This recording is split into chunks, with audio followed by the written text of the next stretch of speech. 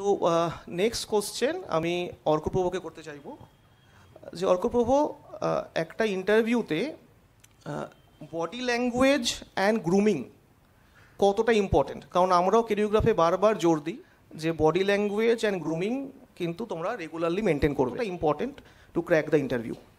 আমরা একটা কথা জানি খুব প্রচলিত, first impression is the last impression. Very good. তো সেখান থেকে স্যার গ্রুমিংই হচ্ছে ফার্স্ট ইমপ্রেশন। গ্রুমিং আমাকে বলে দিচ্ছে আমি কতটা সিরিয়াস, আজও আমি কাজটা আসতে চাইছি কি না, বা আমি কতটা নিজেকে রেডি করে এনেছি ইন্টারভিউটা দেওয়ার জন্য। তো ফার্স্ট অফ অল স্যার গ্রুমিংয়ের এই কয়েকটা essential part.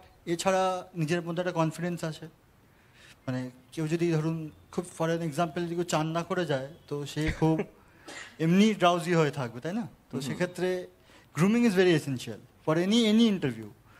Next body language দিয়েই তো আমি কনভে করছি যে আমি ইন্টারভিউটা অ্যাকচুয়ালি দিতে এসেছি, আমি এই কোম্পানিতে ইন্টারেস্টেড, আমি প্রফেশন ইন্টারেস্টেড।